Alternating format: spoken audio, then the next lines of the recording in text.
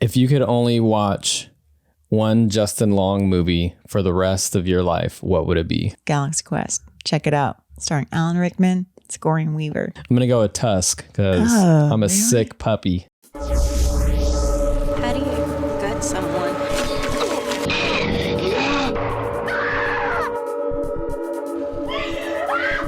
Always trust my gut. Hello and welcome to Gutted. I'm Aleece. And I'm Tony, and we're here to spill our guts about horror films. And today we have a very special something for you, our wonderful Patreon members. Aleece, what do we have in store today? Today we have a post-gut episode. It's our first post-gut episode. In the last year, we started these pre-guts where we review a trailer of a horror movie that we have not seen before.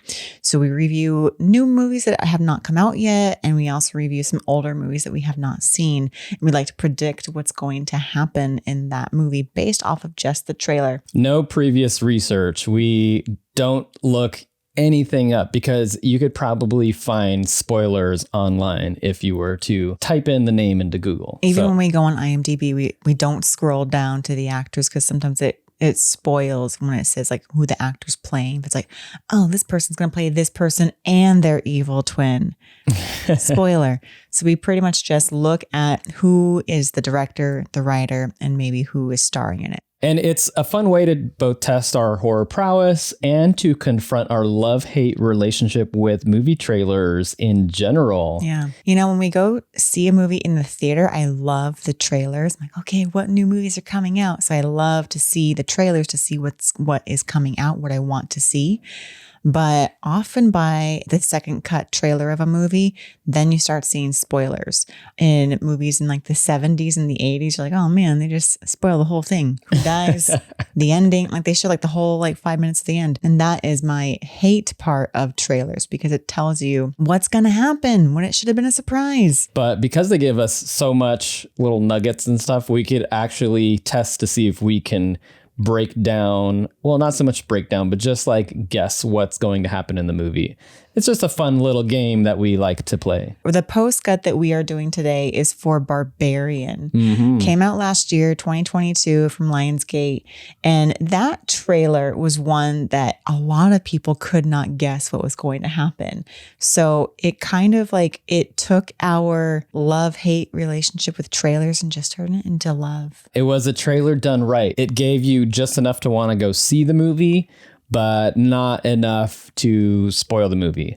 Although going back and watching the trailer, you can see little tiny clips from later as the movie progresses, but it doesn't give anything away. So well done to whoever cut that trailer. Good job. And I don't know if Zach Cregger, the writer-director, had a hand in the way the trailer was edited. If he was like, okay, I don't want anything major revealed, just terror. Yeah. People's faces looking terrified. And it was pretty good, pretty effective. Like it was enough to hook me and not enough to spoil what was going to happen or even the plot. I had no idea what the movie was really going to be about. And that made for some fun predictions. So in this post-gut episode, we are going to look back at some of those predictions. And we're also going to just talk about the movie in general. We will be spoiling it. So if you haven't seen Barbarian, definitely go check that out. You can pause and, so this is your spoiler warning. But I feel like by now everyone's seen Barbarian. It was a hot item, a hot movie of last year. 2022 was a good year for horror movies.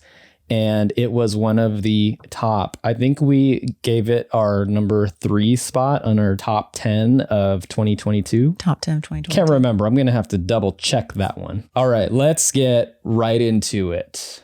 So, Tony, what was your best prediction from the pre-gut? So we had to go back and watch our episode on Barbarian and see where our predictions lied. And I would say we weren't horribly off, but we did miss the mark. We had some inklings that were semi-correct. I would say that my best prediction from the trailer is that I thought that Justin Long was going to be the Barbarian. And that is still kind of up in the air as to who or what is the Barbarian. I think in the movie, there are several barbaric type characters. Justin Long is definitely one of those. And so that was the closest thing that I got to correct that he is not going to be a good person. He was not a good person. Yeah. And when we rewatched our pre-gut, when you said Justin Long is the Barbarian, I was like, oh, ooh, that's actually pretty good because he was a type of barbarian. And when we first were introduced to his character, it turns out that there is some scandal. He's like a writer in Hollywood, and there's scandal, and he is being dropped from the project because there have been sexual allegations against him. And of course, he's saying, no, it's blown out of proportion.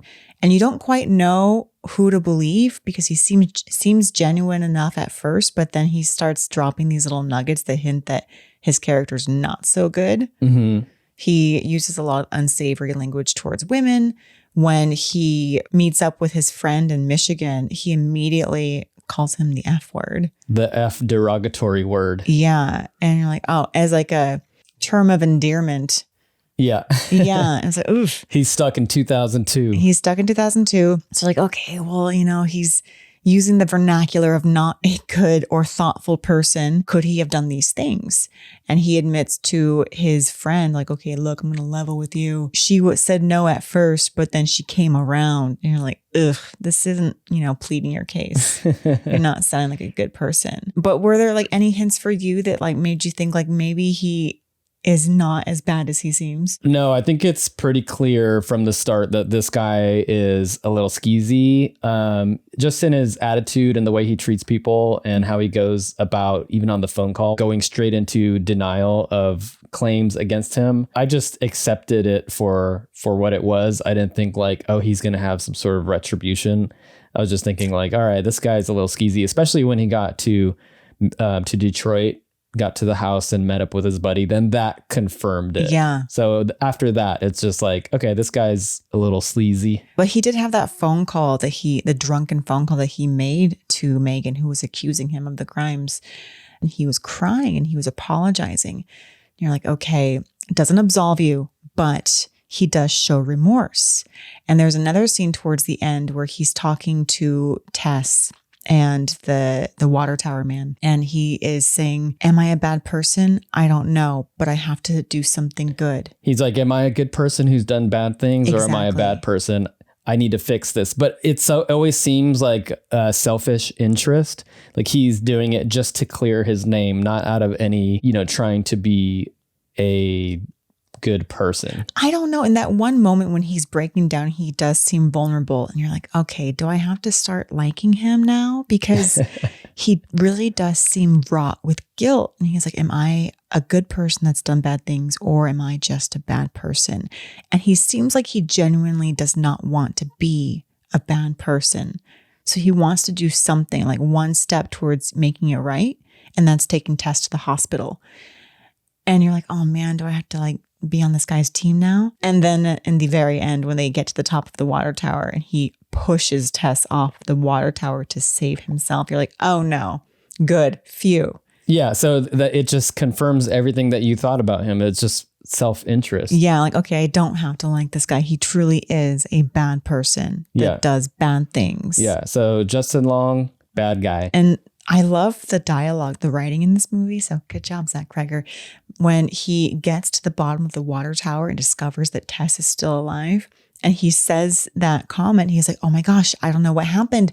You were slipping and I couldn't catch you.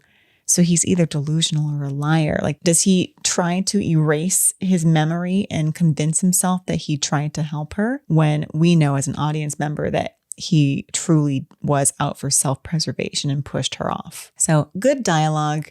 And then you're like, okay, now everything in the past that you claimed was blown out of proportion, you realize that's not true. Probably not true. Yeah, I remember when we saw this in the theater, that was one of the takeaways that you had. Mm-hmm. Whereas like this is totally fits that character or that person spinning the deed that they did to make themselves seem innocent. Yeah. Almost the point of like purposely trying or willfully trying to delude oneself into believing that what they did, they had to do or seemed right at the time. Yeah, totally. Yeah. Yeah. So, I Very mean, just an interesting character because he's going through what he goes through and you're constantly like teetering whether you should empathize with him or be like, no, screw you. I'm going to be happy to see your eyes gouged out and your head ripped apart. like jelly. And I think by the end, when that moment comes, then everybody is happy and pretty much clapping. Yeah, and his face cracks open like a watermelon. Yeah. Like, okay. Yes. Retribution. Yes. So hopefully you've seen the movie if you're listening this part because we didn't really cover any sort of like plot. So my best prediction, not much. And it was funny watching the pre-gut. Tony was like, Aleece is really good at predicting what's going to happen. And then watching the pre-gut, I'm like, oh no, I'm not. I'm terrible. I had some wild predictions. I put the pressure on you for sure. I know. So I had some way out there predictions. My best one was that Georgina Campbell, Tess, will burrow deeper into the basement. End of that good prediction. Hey, you're just using the logical series of events. Yeah. So Looking at the poster, she's at the top of the stairs looking down. She can only go down. We know that she'll go in the basement, but I predicted that she'll go even deeper. So that's where my good prediction ends, because right after that, I was like, she's going to get into a network of like this whole community is in on it. And every house that she burrows up into is going to be worse than the last one. So is that your worst prediction? That's pretty bad. It's way off. But I think my worst prediction was that Georgina is the barbarian. I loved that prediction. I thought that would have been a really nice twist, that she was the one who was luring these men to the house.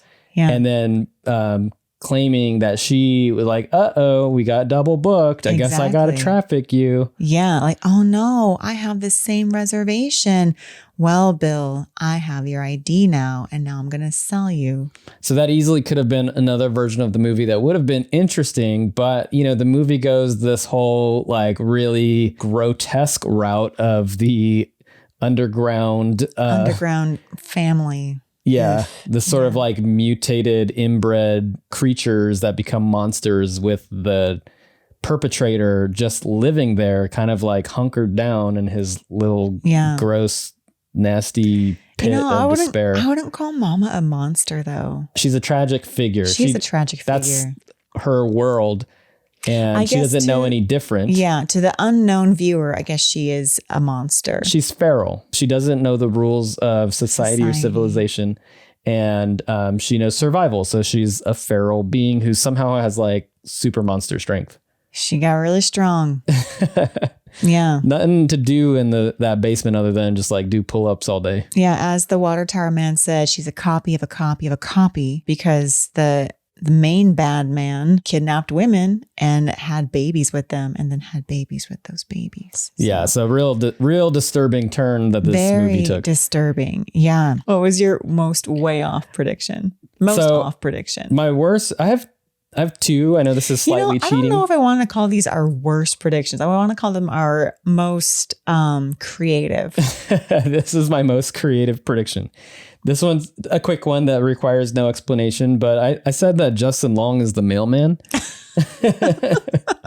Because I was trying to figure out who his character was, and I'm like, man, what purpose would he have to come to this house and be, and I was like, maybe he's the mailman. Bring Just the mail. gets stuck in this situation. But my most creative prediction was that there is an underground network of pod people. I think we were riffing off each other a little bit. I think that would have also been a very interesting movie if she goes into the tunnel and finds Mama and finds the I don't know what to call him, but the serial killer, the rapist character. Yeah. And then if she goes to thinks she escapes, finds a way out. The only way out is through, and then ends up in another house. And there is like more nasty, crazy stuff or mutated people or something like that. Like, I thought that would have been quite an interesting take on the movie that didn't quite happen. But I don't know if we ever saw the entire scope of that underground bunker network. I think we did. I think the very last door was the very bad man.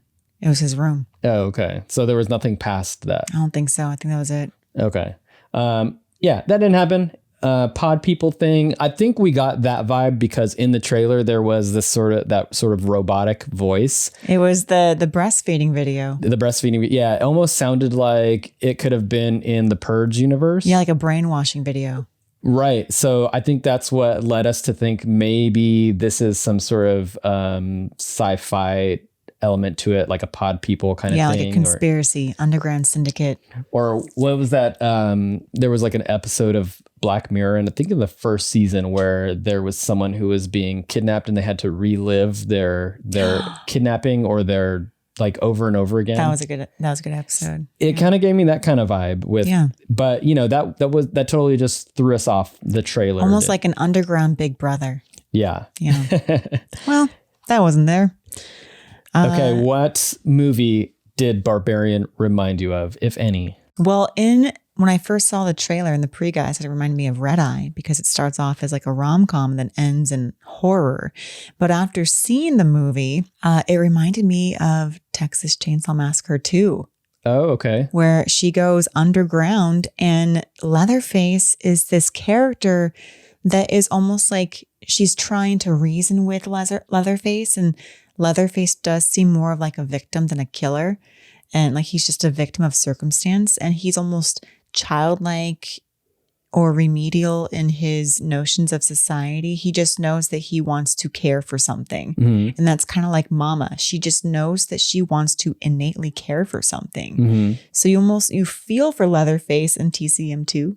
You feel for Mama in Barbarian. So I would say Texas Chainsaw 2. The movie reminds me of a little movie called Castle Freak that also involves a sort of disfigured person. You haven't seen it, so I won't spoil it too much. You see it? I popped it on. I believe it's on Shudder. Oh.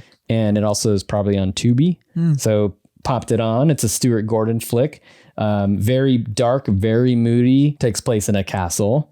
And also, disfigured person that is, doing things. I think also inspired by the novel Jane Eyre, which we saw the book in the movie. Freak was inspired by Jane Eyre? Well, I mean, I don't know if it was inspired by Jane Eyre, but there's that, the person who's locked away character from Jane Eyre. I haven't read Jane Eyre. I've seen the movies. She's read it. She's a big Jane Eyre fan. That's the whole somebody's locked away in the attic. Yeah. And are they a monster or a victim? Right. Mm-hmm. So there's a little bit of that in Castle Freak, and there's definitely some of that in the Texas Chainsaw Massacre. Yeah. All right. I have a wild card question for you. Okay.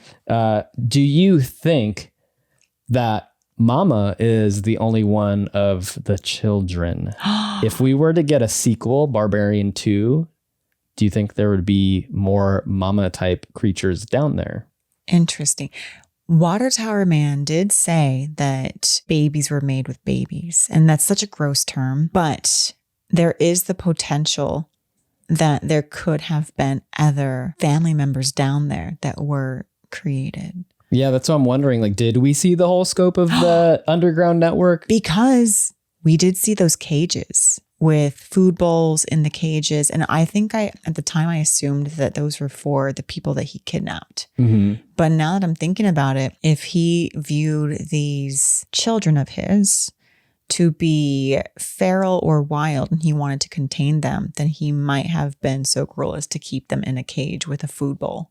Yeah. Or maybe there's more rooms. Maybe there's more of these creatures down there. There were lots of doors. This guy was handy. Yeah. I'm assuming that he made this. What'd you think about the movie? So it's been about a year since we've seen it. We did rewatch it for this episode. Does it hold up to the first time you saw it, which we saw in the theaters, and last night we watched it at home? Yeah, so we did see it pretty close to opening weekend. I know in the pre-get we're like, oh yeah, we'll see it within the month or the year. But then as it got closer and closer to release date, we heard more and more buzz. Mm-hmm. And then we're like, oh, we want to see this before it gets spoiled. So we saw it, I think, opening weekend. And I really enjoyed it. Yes, it had plot holes where you're like, all right, how's this guy getting food down there for like 20 or 40 years? How's that happening? But how does gravity work? How does gravity work? Oh, like when Mama goes to save Tess? Yeah. But all of that, I was going to excuse or allow because I loved the movie as a whole so much. Yeah. So plot holes, schmut holes. I think that the movie had a great setup in the whole like Airbnb snafu, and you're in this really scary neighborhood. So the whole suspicion that that Keith and Tess, like who's the bad person? Yeah. Is this a trap? I think that gave you enough tension watching it to then when you realize that there's something much worse going on, you're just like, oh, okay.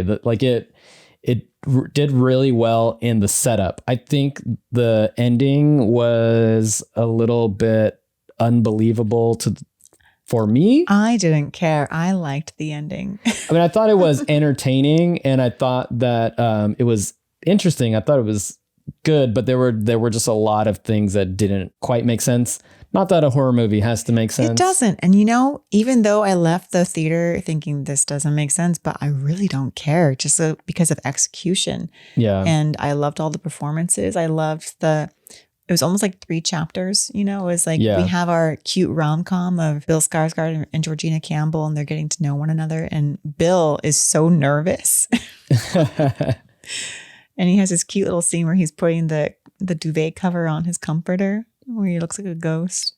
Yeah, there were some tension relieving comedic moments. It was cute. And then we have our chapter of Justin Long, and then we have our chapter of everything's coming together. It's like the flashback chapter. So we have 4 chapters. We get that flashback of the killer. Oh yeah, there were a lot of chapters in this movie.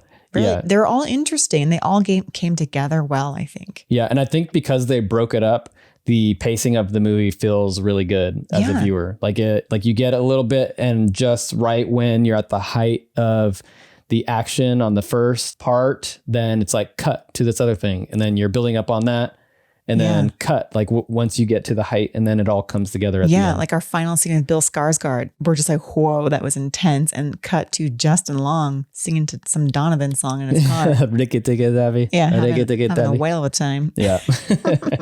Does it still hold up? It was my question. Yeah, I think it does hold up. Yeah, really good movie. One of the best of 2022. Yep, I agree.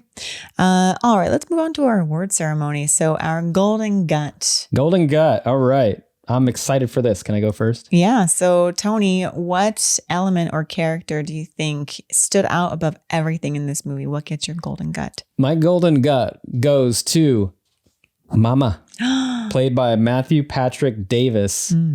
And, she let it all hang out. Yeah. Literally. Yeah. Figuratively. No shame, no body shame. I love that.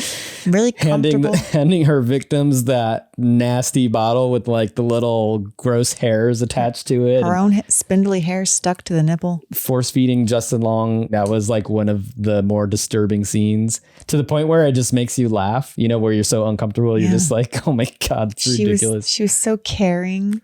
So and maternal. So sad, so tragic. It was so tragic. Okay. So I was kind of back and forth between the writing, because I thought the writing was so good in giving you these little nuggets of Justin Long's character until we finally get the last nugget of his character. And you're like, oh no, he's terrible. And I do like that he let us know through his writing that he's a bad person. You don't have to feel bad for him. And instead of like letting it be ambiguous, I'm glad that he just told us. Yeah.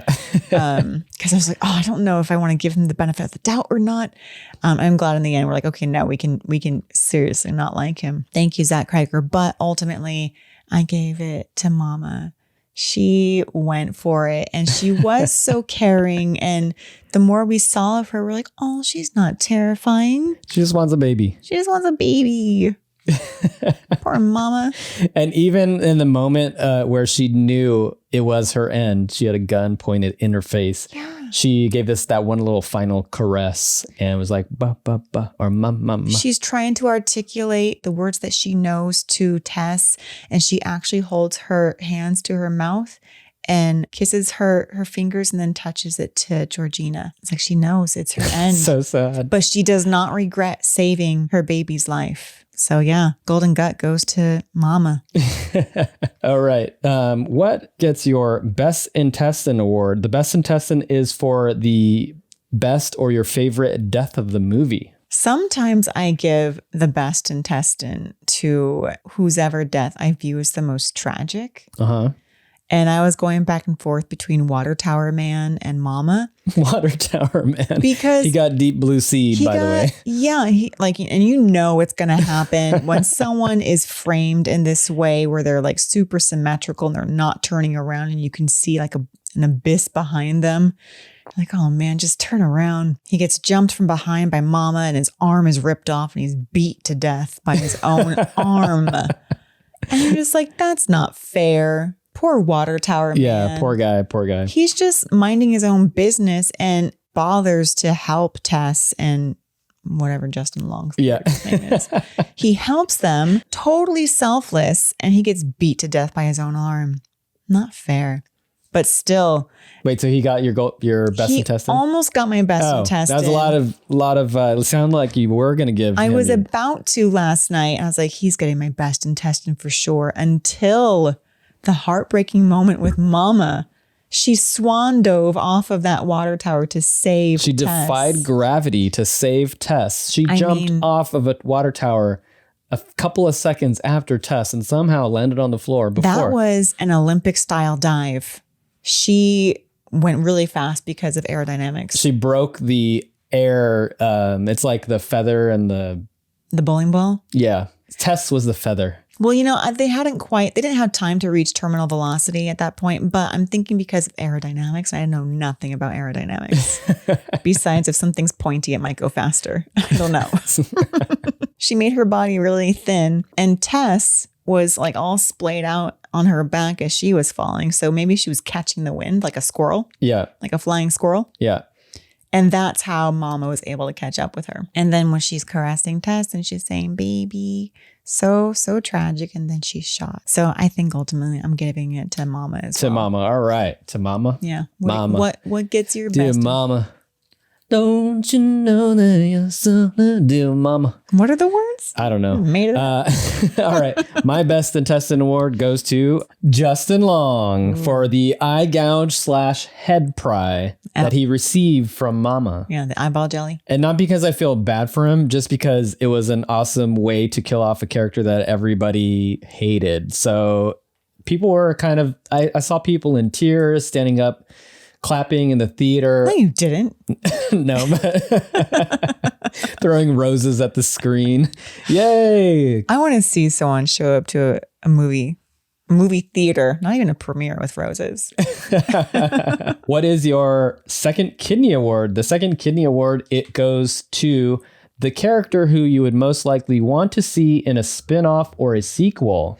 At first I was like, nothing. I don't want this to be remade or rebooted or sequeled or anything. But then I thought, okay, that's cheating. I have to pick something. Got to pick something. They always do remakes and reboots. They do. And I thought, okay, the only way I could see this working and not being a total flop would be as if Mama obviously comes back in a just before prequel. Oh, so the Mama prequel. The Mama prequel, but it's one of those things where it's like you don't know it's a prequel. You just think it's like another continuation of Mama down in the basement with, like, of course, the terrible bad man down there also. But mostly Mama, showcasing Mama. And that movie ends with maybe like some preteens walking around the neighborhood. They happen to walk into the house because it's unlocked. They take the previous tenant's luggage and their car. The maid comes, and then Bill Skarsgård checks in. Oh. Roll credits. Roll credits. And then you realize, oh, this was a prequel. Crazy. Yeah. If Ty West had directed Barbarian, that's exactly what would happen. Yeah. Exactly. Or maybe the cops steal. No, like the cops are in on it. That's why the cops didn't help Georgina in the first Barbarian. Yeah, those lame cops. Yeah, that's why they were so unwilling to listen to her, because watching them, I'm just like, oh, come on. She's obviously not, as she said, a crackhead or crazy. Like, she's speaking very deliberately and look at her teeth. Yeah. Perfectly shiny white teeth. So I'm thinking they are in on it. They probably are the ones that go into this house, steal the previous occupant's luggage and car. Yeah. And then the maid comes none the wiser, like, oh, they left. Clean it up for the next one. Funny you should mention that, because that is my second kidney award. it goes to the lame cops. And I want to see them in a sequel getting mamaed because they are deserving characters for turning a blind eye. Exactly. They're going to be in a jigsaw trap. Exactly. Yeah. So it's going to be like a mashup of Saw and Barbarian and Spiral. So it's one of those crossover It's movies. like it's a detective movie. Yeah, it's a crossover movie. So it's JVM, Jigsaw versus Mama. Jigsaw versus Mama. It sounds like a great start of a new horror series. Yep. Yeah. And what would get your axe? This was the easiest one for me. The axe is going to go to Justin Long's tape measuring scene. Exactly. Same. And that even beat out the ending, which I was almost wanting to give the axe to. That whole, like, he's in the basement just obliviously measuring out square footage so that he could add value to his house was the dumbest scene in the movie for me. It was funny, yes, but totally unnecessary. Especially as he's going deeper and deeper with this lame, tiny little tape measurer. And it's not even writing anything down. He's just like, I'm going to remember this 9 feet. Okay, I'm going to add this. No, he's just aimlessly measuring to no purpose. And I would maybe keep the first bit of tape measurer, but once he went even deeper, I'm like, okay, no, scrap it. Don't need this tape measurer bit. I did like the parallel, and I realized this last night. Tess says in the beginning, men can just breeze through life and do whatever. Women have to be very cautious. Yeah. So the juxtaposition between how she first goes into the basement, how she's terrified and just trying to basically save Keith, but she's crying and scared. Whereas Justin Long's like, oh, awesome.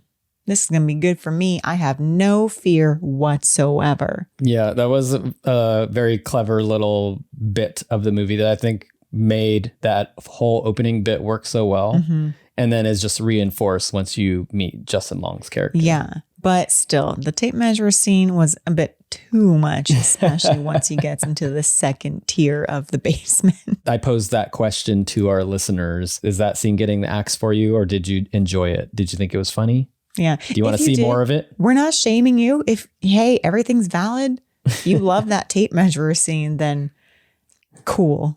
It's a cool break in tension. It is. Before all of that dark and, scary stuff happens. Yeah. All right. Should we move on to our blockbuster rating? Yes, because we love Blockbuster so much. And we have a Blockbuster VHS cover in our background. Yeah. And a neon sign that says, make it a Blockbuster night. Nope. It says be kind and rewind. Oops. We don't turn around very much. I did turn around as I said, I was like, wait, that sounds like too many words for what's actually back there. Anyways, we love Blockbuster. We love Hollywood Video. We love We them all. also love the mom and pop shops. So if you're out there being like, oh, Blockbuster shut down the mom and pop shops, we know. We still love them all. Every single video store. So where does Barbarian land in your Blockbuster? Is it going to be a bargain bin movie? Is it going to be in the back alley dumpster? Is it going to be a main shelf movie, or is this a staff pick for you? if I had a best of 2022, it would definitely be in my staff pick for 2022. So like, let's say I saw this in, I don't know, October or November. Mm-hmm. It would be in my staff pick for at least December and probably January of 2023. Mm-hmm. And then after that, I would rotate it back to my main shelf. I can get on board with that. I want to give this a staff pick as well. I thought Zach Cregger, this is his first horror movie. He did an amazing job with it. There are definitely a few things that, it wasn't perfect, but it was damn good. Mm-hmm. And it really surprised a lot of people. And I think it was one of the favorites of 2022, which was loaded with all kinds of great horror movies. So that's saying a lot. So Yeah, it it's really going to get a is. staff pick for me as well. Like permanently. Well, how many staff picks do I get? You get like five. No, it's not one of my top 5 movies. Okay, so it's like a rotating for me. If you want to see what my top 5 movies are, go to our very first episode. Yeah. And then you'll see what are my top 5 staff pick horror movies. Yeah. But if it's on a rotating basis, it's going to be in my staff pick for a couple months. For sure. It's a rotating staff pick. Yeah, pretty good. And that brings us to our Letterboxd rating. Back when we first saw this, we gave this 4 stars on Letterboxd out of 5. And our criteria for 4 stars is we have to solidly like it, but at least one thing that we love. And I think I agree with that. We solidly liked it, and there was at least one thing that we loved. I loved Mama. Yes, a solid 4 out of 5 on Letterboxd. Yeah. If you want to follow us on Letterboxd, you can go to our link tree. Yeah, visit us on Instagram and our link tree. You can find our Letterboxd link there. And then the final thing for this episode, is there anything that you learned from watching Barbarian? Horror movies are educational. So what did you learn from Barbarian? All right. My lesson learned from Barbarian is that when you're booking an Airbnb, make sure to check the neighborhood beforehand. And just, do a little research, maybe a little Google Map, Google Earth. Yeah, Google Street View kind of thing. Yeah. Because that neighborhood was straight up horrible. And yet Tess decided to rent because the house looked cute. The house was cute from the curb. There have been so many times that Aleece and I have booked a hotel that looked cute when we booked it online, and we got there and it was real bad. Like they did a lot of photoshopping or whatever. And had we just done Street View, we would have seen that this was across the street from a freeway exit. Yeah. Well, we didn't. What's the lesson that you've learned? I learned airplane face mask mentality. Okay. You cannot help someone unless you put your face mask on first. When she was going deeper into the basement to save Keith and he's screaming for help, no, that is when you need to book it out of there, drive to the nearest police station and say somebody has been kidnapped in the depths of this house that I'm renting. But he would have died. I guess he died anyways. So he was going to die anyway. And she didn't even have a weapon in her hand. She had her phone and that's it. And she looked terrified. And yes, very brave of her. But she didn't even have like a pipe in her hand to smack anyone over the head. That was one of the things about her character, is that she was so smart and cautious. Into the movie. They kept zooming in on her locking the door after going to the bathroom, after going to bed. There was one time she didn't lock the door, but she regretted it. So I'm just learn your lesson of not locking that door that one time. It was creepy and something obviously opened up your bedroom door and it wasn't Keith because he was on the couch sleeping. Anyway, same airplane face mask mentality. Yeah, help yourself. Save yourself, just like Justin Long. All right. No, not save yourself, but you cannot help someone unless you have helped yourself first. All right. Does that apply to Justin as well? No, nothing applies to him. Sorry, AJ. AJ? His character's name. Oh, I didn't even know. I was like, oh. We always refer to the actors' names, but we should really be referring to the characters' names because it's not Justin Long. Do not think that Justin Long he's playing himself. Is a skeezer.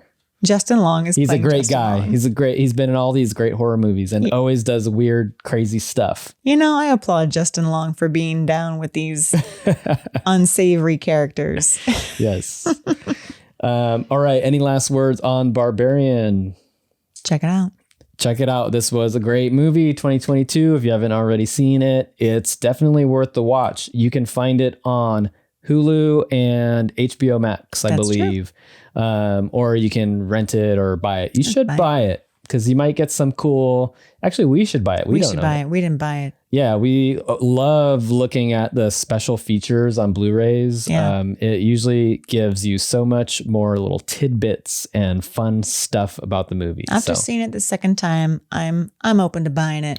Yes, I agree. Yeah. All right. All right. Thank you for joining us for our first ever post-gut episode. And thanks again for our Patreon members for supporting Patreon the channel. members. Tell your friends. Tell random people walking down the street that they should sign up and become a patron. And we're looking forward to doing some more fun stuff. So make sure to give us some feedback, chat. We have all of the channels. Message us. Let us know what you are interested in seeing. Are there any pre-guts that we reviewed that we have not done? Well, obviously, most of them. Anyway, just let us know what you want to hear. What do you want to see? We'll do it. We promise. Thanks, and this has been another episode of Got It.